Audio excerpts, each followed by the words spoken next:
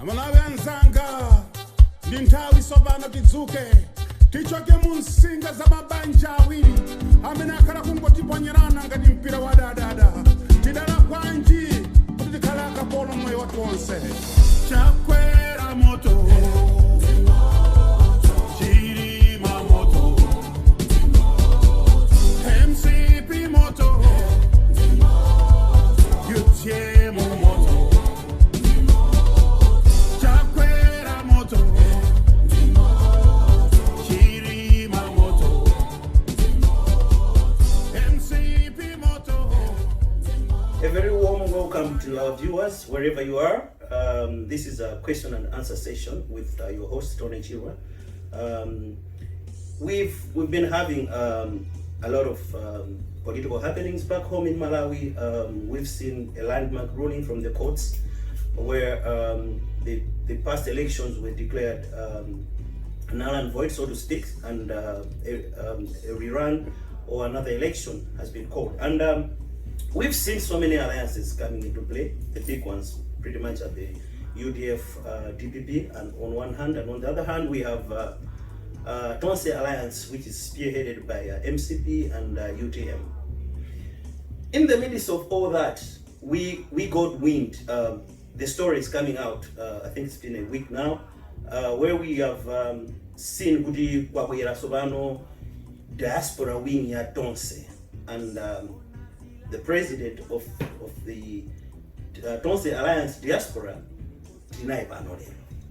Definitely, now we're going to have a discussion with him. We want to understand who he is, and we want to understand his logic behind the formation of that and the controversies surrounding it. His name is Mr. Alex Chanthunya. Mr. Alex Chanthunya, quickly start the interview with getting to know you. Yes. Who is Alex Chanthunya? Because people know you as Alex, people know you as Finger, people know you as Dengani. What is your name? Which names are yours? What's your full name? Where you born? Just give us a brief biodata of yourself. Program zina langa ndi Alex Chanthunya kwatu Baraka Malawi. Nabado mchaka cha 1986. Secondary school at Malawi, university at Malawi. Secondary mnali. Secondary school nakuzira kwa Vumbwe ku Zomba Islamic High School. Okay. Yeah. Masinda masukulu. Amakuthamangisani. Yeah. Umadzoti ma transfers nthawi imene tulezi kuti makola masinta kuchoka city kupita city.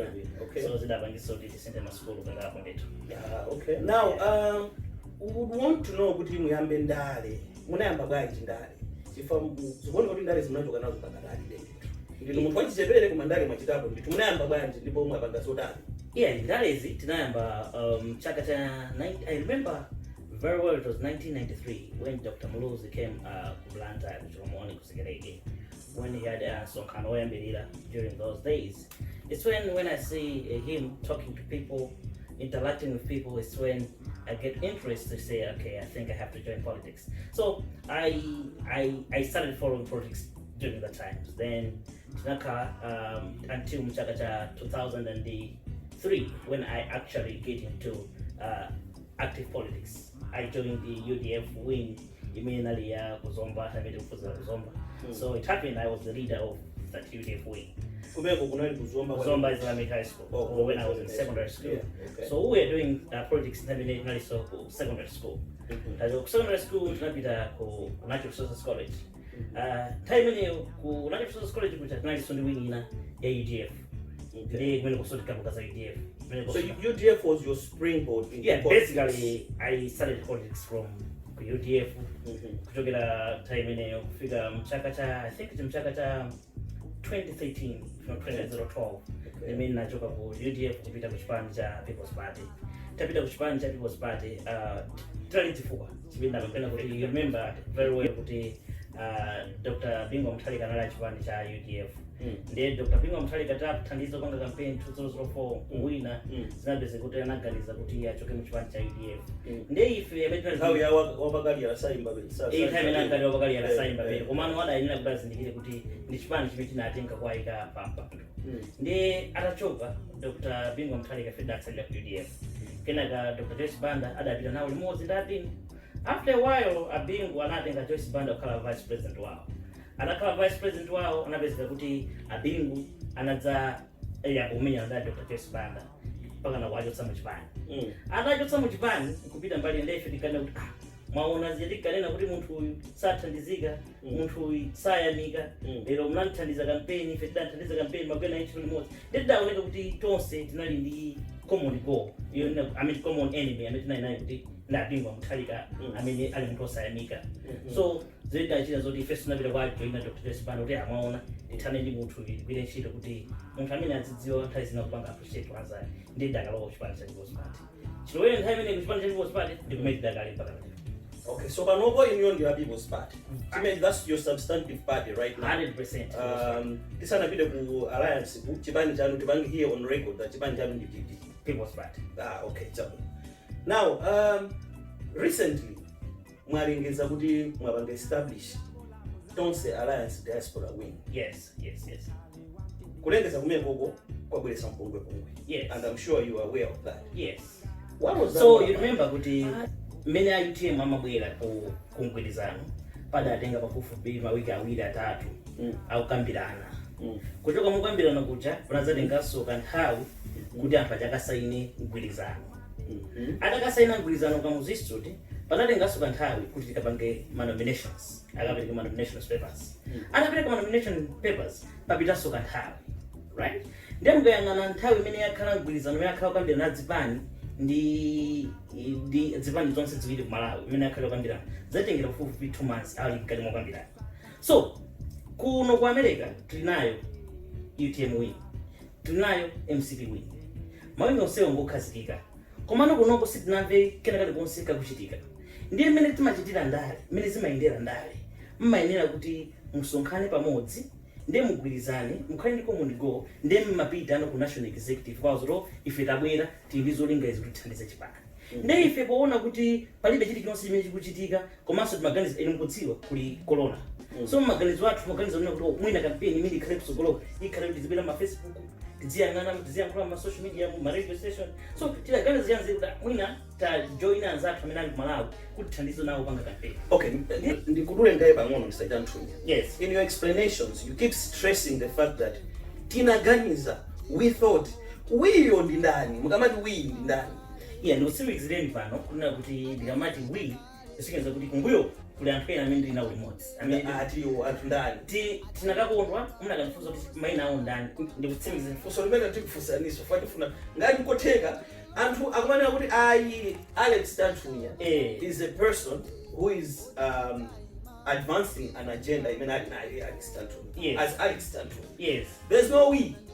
Yes. Ndetufuna tidziwe wiyo ndi ndani. Yeah, nkhani ili pano kunena kuti iniyo mkudziwa there is kakata kamene kakumachitika kwambiri kuno ku Malawi kapena magulu osiyana-siyana. Ndifuna ndikutsimikize kuti nthawi imene tinangotulutsa poster kuti tikupita kuyamba kupanga campaign kuti pange recruit. Tinalandira zinthu mafono osiyana-siyana, mafono ochuluka kuti funso kuti kodi mukuti mugwira ntchito ndi ndani, mugwira ntchito ndi ndani. Kusiyeza kuti kunali kagulu kena kanthu kazipanga intimidate kadzawo pesa. So it was our strategy. Bongo losazolera mafuta paguluya. Inali kuganiza kwathu kuti okay anthu amene tikugwira nawo ntchito padakali pano tikhale akhale kumbuyo ku ndiye ife titsogole. Inu mukuona mmene zinachitika patsogolo kuti mmene anthu anayankhulira, mmene anthu ananenera reaction anthu ena sanakatha kutha kuzipanga handle that situation. So we said kuti a president and a publicity secretary, because we have seen we have come up with a publicity secretary. So it's a very crucial position of a publicity secretary. That's why we decided to come up. Kwa anthu amene akuonera publicity secretary ndi ndani? Memory Kasombo, she's based in Ireland. Memory Kasombo based in Ireland. Yes. Okay, chabwino. Nde executive yanu panopo tingodziwa inu panopo mwatima sodasi kuti pali Memory Kasombo. Yes. Wina ndani ali mmene? Panopo ndikuzenizona Mr. Chirwa kuti I will not be able to tell you. Kuma next interview I'll be able to tell you. Koma alipo anthu. Alipo kuti. So mkwabisa ifwaja. Ndakuzenda kuuza ndikuti tili ndi nkhawa ndi mmene akumapangira response. Mukuziwa tidakali pamphongo sidamali kutsogolo kuti fotokoze ndikuti kuti zinthu zikuyenda bwanji. Koma padakali pano tidakali pamphongo. Ndiye simaulula strategy yani mmene mukupangira kuti muone khona. Okay. Yes. You tell me Moses, and those are the two parties, I mean the big parties that are in alliance here, Tonse. Yes. And they have structures. Yes, very true. Have you approached those structures to say, okay, since there's nothing that is coming out of you guys, we want to have advanced campaign, because I've spoken to leaders, some of the leaders of these structures, yes, these systems. They're saying that you never approached them. That is very true, that they can say that we did not approach them. That's very true. Koma tilinga kusimikizeni mambo tonde chiwa tona kuti muziganiza kuti nakuti tikunena kuti target yathu sinali yokuti tikakumane ndi executive. Target yathu sinali ya tsogoleri amene akutsogolera mawingi osiyana siyana. Tinana kuti amene ali ma supporters adzipande zosiyana siyana. Ndenda aganiza kuti tafikira anthu amene aja tikakumane nawo. Nchifukwa ndikuuza kuti zimene akuganiza iwo kuti kulibe mamember ena ndi ena kapena tilibe anthu amene akupanga support ikakwana nthawi tibweretse poyera kuna kuti anthu aja ndi awo amene tidayankhula nawo. Koma tifuna kutsimikizireni tinawo anthu amene tidayankhula ndipo tidayesera ine amene ndayesera kwaimbira director of Diaspora Miss Fatima naimbira kawiri konse sana yankho phone yanga naimbira a chairperson now Miss Edna Mingona 2 times, but mene ningayimbira sindimayimbira kuti ndikwayimbira kuti ndifuna ndawuze kuti ndifuna ndizere through their structure. No. Timayimbira ngati amene timadziwa ngati ma supporters a UTM. That's why I made an effort to call them. Komano Sobrano, you see there's a confusion now between your grouping, my groupings, my individual groupings. I mean, you know, the confusion. How are you going to have a united front, Uganda campaign, when there are those problems? Those are teething problems, like big problems, if you ask. Very true, very true. The problem is tina kumana nalo. Nichona kuti tinanyamuka kupita pa Facebook. Nthawi ndimagamba campaign yathu yopanga recruiting, right? Tili nkati mopanga recruit mukumbukira ndakuza kuti ndisanayambe tilangu iyamba kuputsa poster tinanda mafoni nanda phone kutoka kwa akulu azipani zonse ziwiri kuloza kuti zimene atsindika na fenso timafuna tipange gulu kati lomwewo. Sana nime kuita panga gulu mumvetsetse pali UTM wing, MCP wing. Koma kuno ku Diaspora chiyambire nikukambira papita miezi 3 tipizaneni kumalawi kuno sana pange ku Tonse Alliance Diaspora wing. Phone yawo imene ndimbira phone andoza kuti timafuna tipange gulu. Mr. Chirwa, let me remind you, if I say I want to, that does not mean you have it. That does not mean that the organization is already there. They just want to do it, right? So when they engage me and say we want to do this, my response was, we can work with you, right? Because we all have one common goal: is campaigning for Dr. Right? So you can join us. Okay. So they say, you all join in. I said you can join us, or you can continue forming your own group and do that.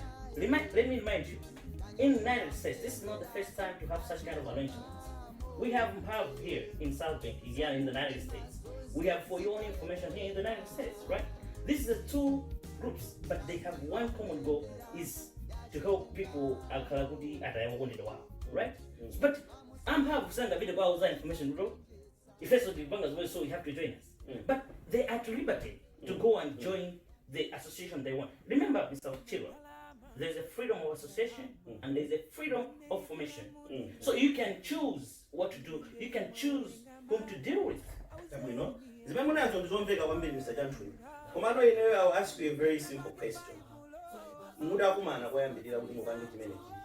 Yes. Yes. This is what we had agreed with, this is what we discussed. We're not going to go into the minutes, but a document, because in that minutes. Yeah, basically, I can say, since it was in a recruitment form, but yeah, we can produce those documents if we are invested to. Okay, so we have members of South Africa, members of Ireland, members of UK, members of United States of America, members of India, members of Tanzania. So, member of Madera Onse. I mean, viewers that I mean, I don't know. There are almost one injury. I mean, when I use that, so my Gosiana Siana, a caliber mountain banga meeting. And how we saw the Kubazma Kazosiana Siana. In when I was in Giant, in Guzua, technology with Zio, when I was in Giant, with the Northern Calibas in Vidizana, I said that I mean, Daniel would think about minutes when I was in Giant, which is Northern Calibas. Guzua Masiwan, Nilazama Gono, zimene anthu matha kuimba phone ngokhala nonse pamodzi nkomakambirana kuti kumaterose yansi ngakhale video imene masuku ano zikumatheka so zimene zikutomveka ino munayisa njira yachi tinayisa group naimba like a group call we used to call like somebody. I was one of the organizing secretary from South Africa. He organized everything and then we came together and then we started that. I mean, there was an Mr. Kuti. That was an Kuti. But nobody 2 weeks, but nobody no. Tache do kuchula maina. Before them na Kuti. Inomudziwa kumachuka press statement Malawi. Yeah, now that leads to my next question. Yes. So that's why we said Kuti. Let's come back. And let's strategize again. Okay, so Nkani mene mwayambayo. This is the next question. Yes. Which is I have with me right now. Press statement. Yes. Yomwe yasainidwa ndi Dr. Chidante Malunga. Yes. And Reverend Morris Muntari. Yes. Now these people say Antuambaya. And how under many akuyimirira alliance like yes. for lack of a better word, these are the spokespersons of the alliance. Yes. And they're disowning you. Yes. Okay. Isn't that a problem for you? No. Let me see. That statement, you remember when I had the interview, didn't cut moyankula kwa Malawi kuti kupanga recruitment, right? In between of the interview that I had, nazamva kuti akunduzoro msubi yomuntu talandira statement yokupanga ndisona. When I went and read the statement, in which I wouldn't want to call the statement that it's a statement without facts, because they say in their statement that we are disassociating ourselves with that group. Mr. Tonse, I cannot disassociate myself with what you want to talk, right? No, listen to me. The fact is, ndikuyankhula pano sinamalize kuyankhula kumtundu wa Malawi, sinamalize kuwauza Malawi. Ndewe nakubwera kuna kuti ndifuna ndisone nawo ndizimene akuyankhula achantunya, and it was within 30 minutes. Kuti tilinkani moyankhula statement yapita ku Malawi, ayipanga draft, asayinisa Chidante Malunga, asayina mbali naye, ndiye ndifuna ndikuwuzeni kuti statement imene sidalipita ku Malawi. Statement manager ndinalandira ine ndikuyankhula phone ndi akuluakulu a UTM, ndikuyankhula ndi akuluakulu MCP. Ananduza kuti for the fact that similar to uze kuno kuifinga la diaspora wing, in which I still emphasize kuti sidayenere kuti tikuuze, because this is a different group, right? It's not mandatory that we're supposed to tell you. Ndikubulani pamene kuti mamuthandaza njona kuti statement imeneyo ya fake. No. Ndimalize. Statement yo ndiyoona. Koma statement inabwera modabwitsa. Kunena kuti akundena kuti we are distancing ourselves with what Mr. CHANTHUNYA is doing. They said that statement before I finished speaking. So what it means is the statement was there before I started speaking. Because you can see the time. Well, that's one way of looking at it. No, yes. That's one way of looking at it. And actually, but the other way of looking at it is the fact that you were supposed to start with them first. No. Why was only Kubanga into Nzam? Because Nzam was basically Mr. Chirwa. That was the first thing that you supposed to do. Let me remind you. I was warned by MCP wing and UTM wing that we are going to make a joint statement. Would you still part of that? At what point? At what point was that? When they see the poster that we are going to go on the Facebook. Yeah, but you did that before even speaking the then who's in guy? Anauza kuti statement ndiri ngani pa interview. Amuuza. The moment anauza what's your comment? Then I say my comment, I can't comment on a thing that I haven't seen. It haven't get to your office. So I said I will respond when I get into the office. So okay. When I went to the office, the first thing that I did, you know, Masuwa Machidiga Zambini, right? First thing I called Honorable Reverend Muntari. Yeah. I called. Okay, just a quick question. Mugadi, when I went back to my office you late. Nabuza Nguti. Odi office. Mr. Hill. Office you go. America kuno kabena ili office you. The president's office.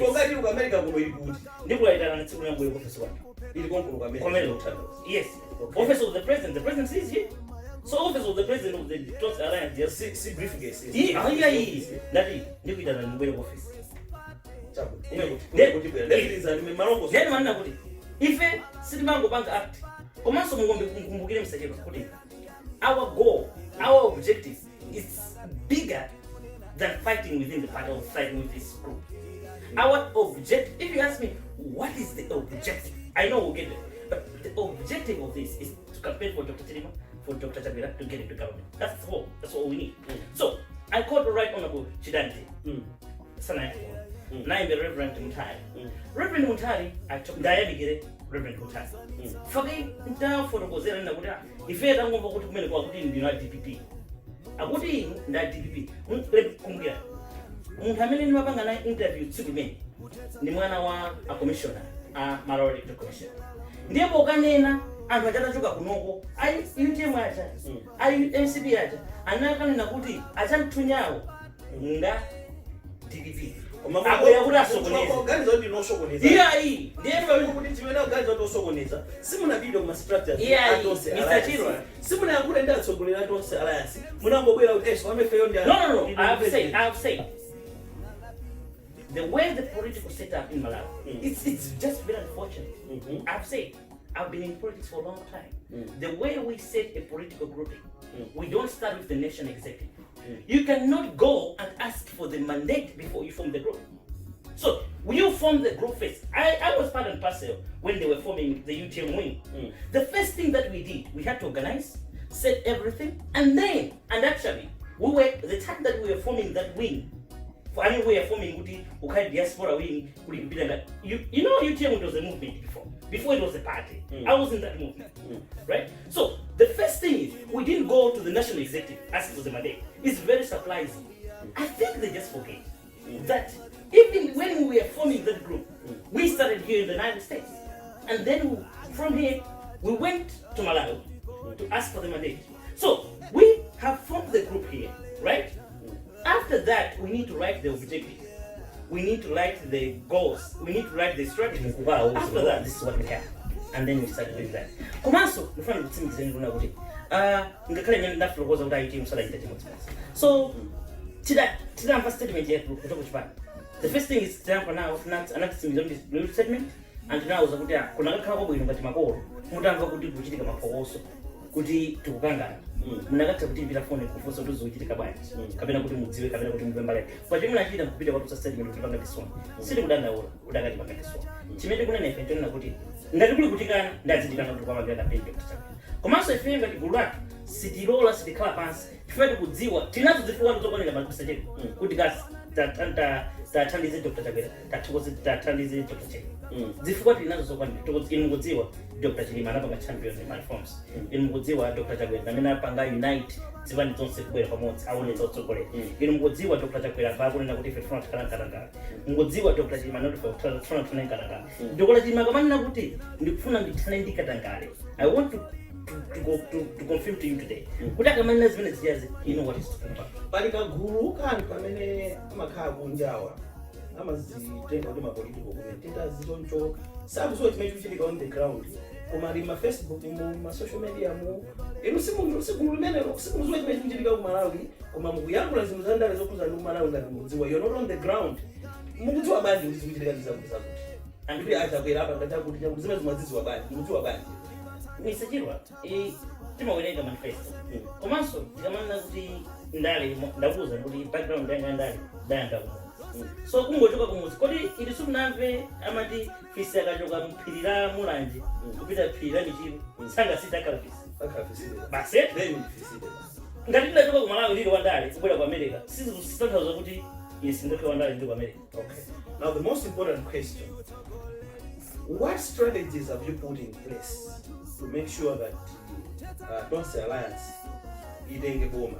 Because nkunena kuti gulano cholinga chake kwambiri kuchona kuti achakwera akhale president. Yes. Sindikudziwa njira imene mudagwiritsa ntchito, mugwiritsa ntchito njira yanji. Munthu kuti ali kuno simukapanga kampeni ya Malawi population mbidziwa kuno kuno chaikulu kwambiri, maboda zindochuluka kwambiri, sali pa Facebook usomena ambiri. Muyidwa mupanga njira yanji ngati diaspora kuti achakwera lowe mboma. Komanso bearing in mind that kakulu kambiri kamene kakupanga advance UTM ndi UGN simugwirizana nawo. Yes. Okay. What are your strategies going to be like? ndi nene pano kuti nthawi zina zimene zikumavuta anthu tumaganiza kuti athandiza abale athu amene ali kumalawi amene akupanga campaign kuti athandize makobidi. Ife kugula tukunena kuti it's a campaign that we need to collect ideas from United States to Malawi. That's why our country is behind, in the sense that we think that sending them money we are helping them. The best thing that we have to do is we need to tell them the strategies, the policies, how United States they do their social services, the way they do their health services, the way they do the education system. Because you remember in Malawi during then. Okay, but when you read down, when I would know some No. What I'm trying to do. What I'm trying to do is what I'm trying to say. My viewers are Yes, we are saying we're helping the people in Malawi, the one they are campaigning. It's not just only sending them money. So what we are doing is we are collecting ideas. And I'll tell you, here in the United States. So are you funding the campaign trail ya Tonse Alliance? Are you going to help to fund the campaign trail? We are going to fund in indirect way. How? You know, here they host like programs, like here, you know, like on this platform, right?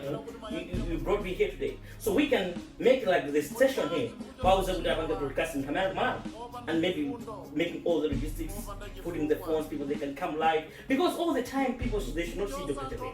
All the time should not see Dr. Jabe. So, kufuni gila effort. Yokuti nina Dr. Jabe sanga tekuta apeze right on abo ala ngumwe. Right? If you ndi tukoza kugira nchilo mini. Utatenga ngumwe tumuneda base station. Masuka nguzua kulimagi na magono. Hapo zoma kwa kutoka kwa America ni umuntu amene ali kumalawi anthu malawi nkona komanso inu mukudziwa aliyense 90% ya malawi pano ali sa WhatsApp group ali ka group ina ka kungobwera bankhani nomwe president Anthony mukamba za strategy mufuna ukanga share ideas basa kanthawi kochepa kwambiri kuti ma elections achitika sio kwambiri nde kanthawi kamene kaka mukuyankhula ndi ndani kuje kutonse mukuyankhula ndi ndani amene mukumpanga share ideas nzipenda kuuza nikuti chimene ndazatipangitsa jenga kuti tiyime ndi responsibility mpungu mbele pakati ndeba noko sata akulola ndikuje niko mpungu yako panopo national executive yafu ndakumana zulo munaona kuti sina kufotokozera kuti masuku ano kuli tikukhala mu dziko la makola oh yes we how many members were there ngati dzulo mene mayankula tikufuna kutsinzira kwa fupi 36 in which we made our quorum because we cannot make a decision as a group before we made our quorum. So we reached our quorum. So whatever we discussed yesterday, it was carried. Okay. Because I mean, is this what we are democratic. We know that we need to make a decision if we are like the one quorum here 20%. Okay. Akutero Chantunya mamini saripo azabangashia tsokolombo. Okay. Because and strategies because kunakomaniza kwa program hii anafuna ambe ma strategies amene mutapanga. Chama ndipenda kuuza mpenda kuti. Chambirira ngalo objective yathu yambirira. Tikufuna dokuzakira Dr. Chirwa atenge bomba. Interview yanu mene mukubwera. Muzandiuze pa kuti ndidzafotokoza chifukwa cha ndofuna Dr. Ndinazo zifuwa zokwanira, ndinazo zifuwa zoti auza Malawi. Ino kudziwa Malawi kumene kutoka. Tinali ndikuphedwa walo bino.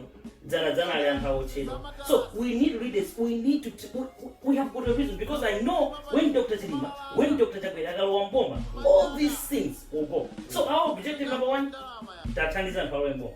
Akalowa mboma, ndifuna tathandize Dr. Chirwa. Tathandize Dr. Jabe. Kutenga tauze mene zimayendera zinthu maiko ena kuti bange implement kwathu.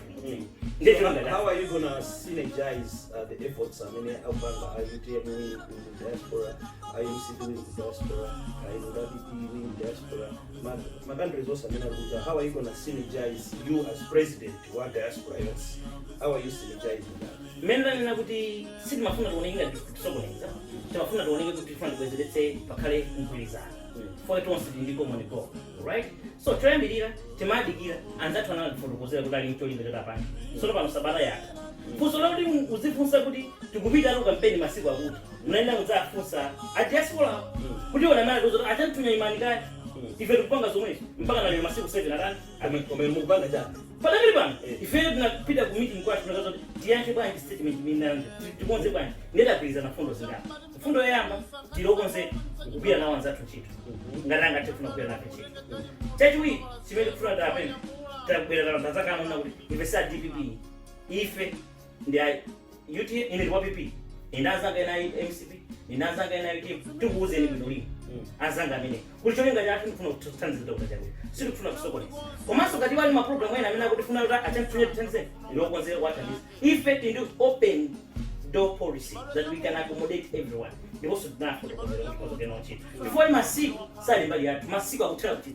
so we need to get into the track. We need to get into the campaign. We need to implement what we supposed to have. I mean, we have to do everything right. Kuti taiga kumene papa. Mawango maliza ndonena kuti. Tonse native diaspora. Tili ndi udindo okuti tithandize Dr. Chagwera ndi Dr. Chagwera. Tifanira kuti anthu amene wakalowa mpoma tili nchikhulupiriro chokwana kuti zinthu zisintha kumalawi. I am 100% convinced in the sense that you know Dr. Chirwa, as I said, he championed reforms. You know Dr. Chirwa, Dr. Chagwera is a person who have united all Malawians at MCP. Yakala Tonse imavuto dibangira alliance in this one. Kwa kwenda nzipani 8 mzuri Dr. Chagwera ni mtsukuli. So and once in diaspora tuwape pabali yatu. IDM, MCP, IMCP, nizipani zinazosa afford. Please afford. Abali yatu said tuwape pati beli pamoja. This is not the time to have divisions in the party. This is the time to show our solidarity to the end of the We need to show our unity as our leaders have demonstrated in Malawi. Defender Ayan, Kuti, we are not here for being recognized. We are not saying this because we want to made a I'm interim president. After this never election just after the sun. Because we have said our objective, first objective is to right? Because we don't have time, you have said we don't have time, we don't have enough time. Right? For that fact, then okay, let's have an interim committee. Interim committee after December, we are calling for convention. Tisanke matsogoleni. Tikasanga atsogoleni na mena endetse vision ya gulu limene kupita chitsogolo. Right? Zikoza kuteka for the class of them. Koma, before nauza Malawi. When I work in the United States, tikamaona mena machitira nzatu maphunziro. Ndikamaona mena machitira nzatu ku health system. Ndimamva chisoni ndimalira tsiku ndi tsiku. Kuna kuti why us after 54 years down the line we are still using makaso Malawi? Why us 54 years take independence anata phunzira be masukulu pasipante? Why us? But after 54 years of independence we are still our teachers, they're not paid good money. There's a lot of stuff that we need to change in the country. Dr. Chirwa a champion about my reforms, about how to work in the civil service. Civil service is down on the Iraq. In the Canada National 3D, people in Zambia is all desires Dr. Chirwa. My ministers 70, my PSs 75. My minister in the two. Right? Aliasa 75 million. So all these things we need to collect it, have the information and give to our readers. Our readers sometimes they are not performing because they don't have information. Because there are some greedy people that they think because they are benefiting from the system, so they don't want to tell the leaders the truth. But I know Dr. Chagwera, I know Dr. Chirwa, they are the people, they are principled people. I believe in them and I'm double sure that they're going to implement with all of us in diaspora, with all of us in Malawi, if we join hands and support them. And if it's on a Tiwatu, look at school. So we know neso. It's up for was it? If it would talk about president, we are planning at Mutwanda. We are going to Mutwanda. Yeah, to talk a president, Alex Chanthunya. We do not kind fit and just an Mauza Malawi, we know don't know if I analyze the Zambians men and Hamaya. Yes, there's a car we know, Putumarongo Sora. I mean, one Viola, Minister Nambe, Marongo Sora, Master to Toes and 1 billion. You will look presidential. And we hope good. Mafusonda kufusa na minister na yankaja maga magone na kuti executive yanu ili kuti muti bweresera so executive kuda kuti zo executive fama na kuti mulindi makande zolusa muna 20 amene amuba yeah na kuti makande ko 7 or 8 tiku what's in maina tiku what's in maina kuti kama what's in maina dizibeleka kuti wakuzalika kuti yes siti kungona zama ko maswade mumadziwa amati mvula ikago kujuka zolile chifanya kuti mwina sajidika all leaders saka TV hadi I need to mazifa na doka amene timacheza nawo ndi Mr. Alex Chanthunya amene akuti a president a Tonse Alliance in Diaspora. Tisacheza nawo so tsiku lina pali zina ziwiri zitatu zimene afuna zaonjezere tsiku limene lero sizilirede koma tikuthokozani kwambiri kumunali nafe and tacheza nawo taziwa msanja Chanthunya makoma nonse.